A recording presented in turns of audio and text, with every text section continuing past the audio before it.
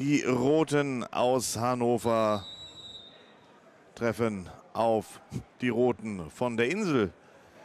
So, it's once again England versus Germany. Yeah, once again in a quarter-final, so you know it's going to be tight. Yes. There'll be both teams desperate to win. We'll play with I hope a bit of penalty. So. Sehr gut, mein Freund.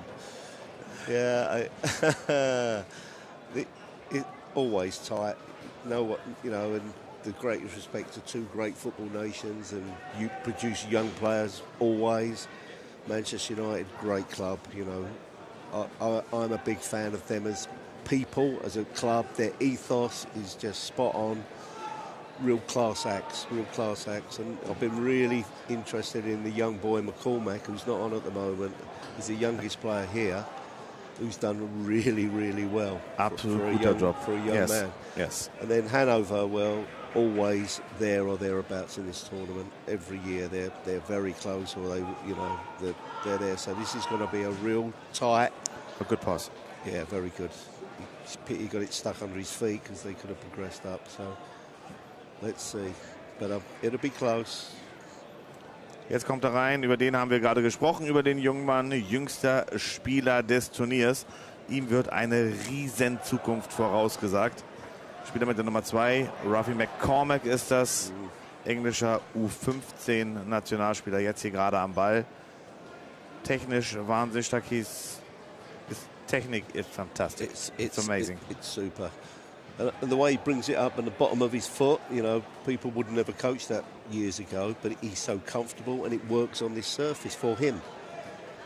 And he fakes the passage down the line and it comes inside, and it's such a highly developed skill. And the timing of his passes and accuracy is excellent. For a 15-year-old to do that is outstanding potential. Ja, also seine Technik sollten wir uns mal ein bisschen angucken. Wie er gerade gesagt hat, er hat eine spezielle, auch dass die Pässe dann entsprechend kommen.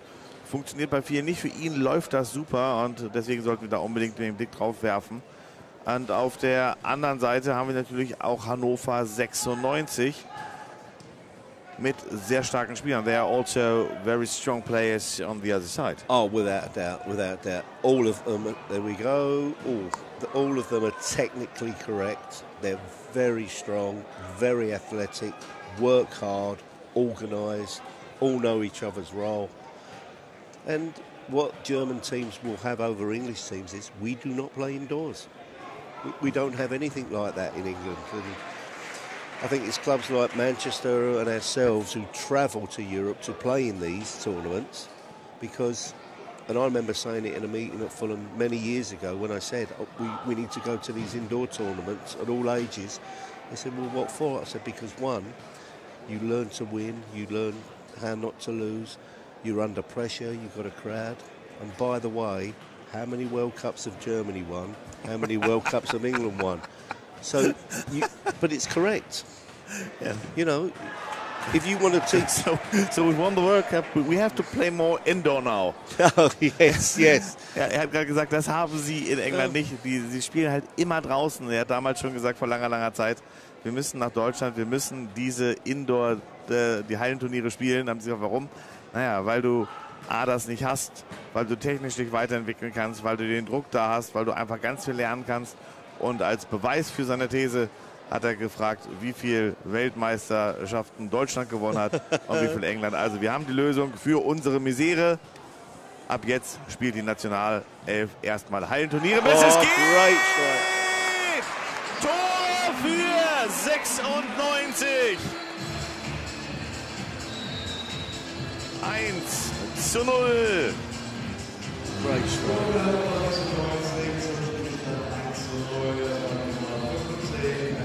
Torschütze Amon Moser, die Nummer 15, drittes Tor für ihn hier im laufenden Turnier. Yeah, there seems to be a big physical advantage for Hanover.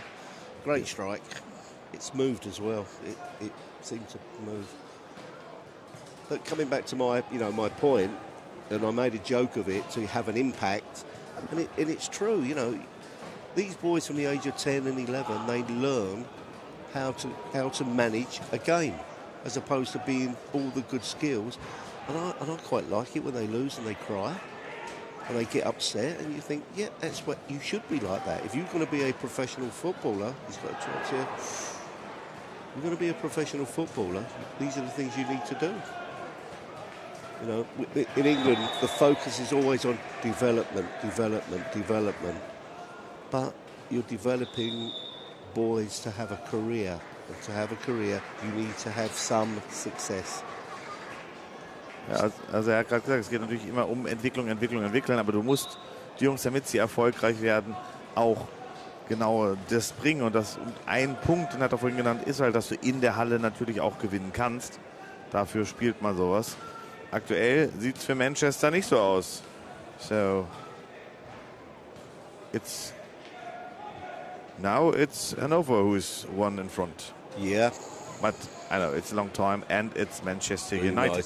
Yeah, and their track record here has been outstanding. Oh! Well done. Unorthodox. Like, I remember when gefährliche Situation gewesen hier gerade. Sorry, Danny. I remember the first time they came here with a side that was just incredible. You know, they had Mason Greenwood, they had Angel Gomez, they had Talis Chong, Brendan Williams. They were just a fantastic team. They beat us in the semi-final, and they were outstanding. You know, we were very friendly, as I said earlier, with the Manchester guys, and we have the utmost respect for them. And we just said, you deserved it. What a great team. Also freundschaftlicher Umgang miteinander, so soll das ja auch sein bei den englischen Teams. Und er erinnert sich noch dran, als sie das erste Mal hier beim REWE Juniorcup dabei waren. Sie hatten so eine unfassbar gute Mannschaft mit dabei, haben Fulham im Halbfinale geschlagen und dann hinterher den Cup ja auch gewonnen. Und ich glaube, an Chong erinnern sich noch ganz viele. Hat ja hier für viel Wirbel gesorgt. 2:0. Und natürlich kann man ja schon was sagen, ist es wieder dieser Miko Schmidt. Neunter Treffer für ihn. That's what goes when you try and force it. You know, he's got trapped and he's tried to force it on the turnover. Great finish. He's just calm and slotted it. It's going to be a tough ask now for Manchester. They need to score next.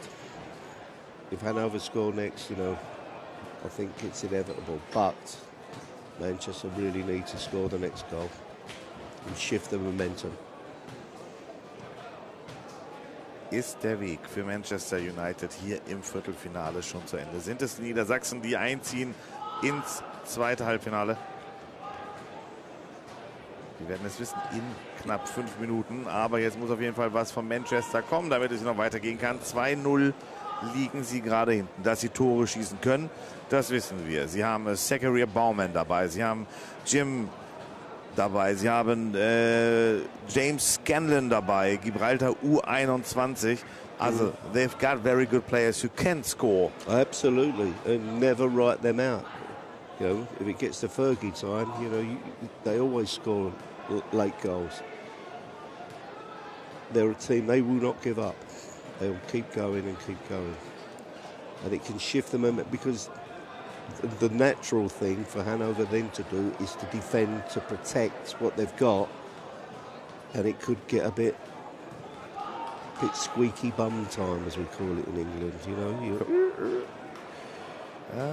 Er sagt gerade, Hannover verteidigt und die wir jetzt haben, das könnte ja, so ein bisschen ungemütlich irgendwie dann werden, so ein bisschen quietschen, dass das Spiel gar nicht mehr so richtig in Schwung kommt. Und Manchester auf der anderen Seite, die müssen was machen. Es sind noch 4 Minuten. Machst du jetzt ein Tor, dann steht es nur noch 2:1. If you score now, it's just 1-2-0. So yeah, I think so. So Man United will need to come out of this block here and push on a bit more, which would leave them exposed, but they need to score within the next minute for sure.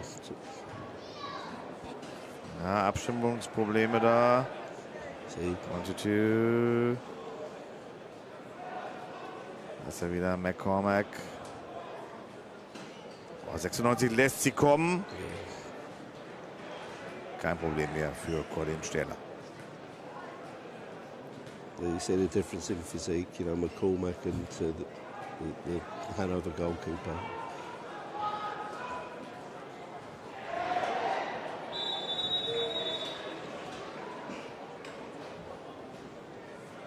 Hannover will be smart. They'll slow everything down. They don't need to rush. They don't need to score again. They just need to not concede. Play the triangle here. Just keep it.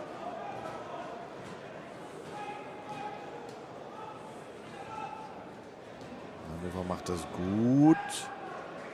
Hat natürlich auch gar keine Eile bei einer 2-0-Führung. Und irgendwann muss Manchester mal kommen. So Manchester have to speed up a bit. I think they need to come out and 2.5 minutes. Yeah. They must change now, really, to be more forceful, more front foot. Hannover seems to me more aggressive than Manchester. Yes. Yeah, I would agree. So if you're talking about body language, it's not Manchester who will go to the semi-final. No. As I say, there's a difference in age, difference in maturity, but you've still got to come out and make life difficult. You've got to take the ball off them now. You can't sit back and wait for it to be intercepted. You've got to go and take it off them. Ich habe gerade die Körpersprache angesprochen. Ich finde 96 ist deutlich aggressiver, gefühlt von außen, für mich natürlich nur rein subjektiv, wollen sie mehr den Weg hier ins Halbfinale, wollen mehr den Sieg. And there's a lot of discussion in the Manchester squad. Really? Oh, jetzt mal gut. Vielleicht jetzt eine Möglichkeit, das dauert zu lang. It's not possible. Langer Ball. Kann er den verarbeiten? Nein, gut reagiert vom Keeper. That's the danger that they can be exposed on. But you might as well lose 3-0 or 3-1 than 2-0. Because you're going to lose anyway. Oh, das wäre eine gute Möglichkeit gewesen. Und gleich wird's laut. Gleich muss jetzt was kommen. Wir gehen rein in die letzte Minute. Die Musik kommt, es bummert und wummert da unten. Man merkt das an jedem Zentimeter am eigenen Körper. Und jetzt muss Manchester kommen. Wenn sie noch irgendwie eine Chance haben wollen, brauchen sie jetzt ein sehr, sehr schnelles Tor. They need a very fast goal. They'll just use their experience now to just keep the ball. You don't need to shoot, because that gives the ball back. Das war's. Ich leg mich mal fest. 0:3.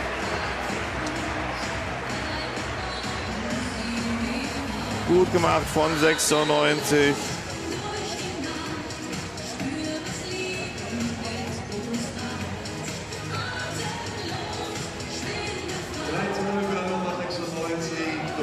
The deflection, I think.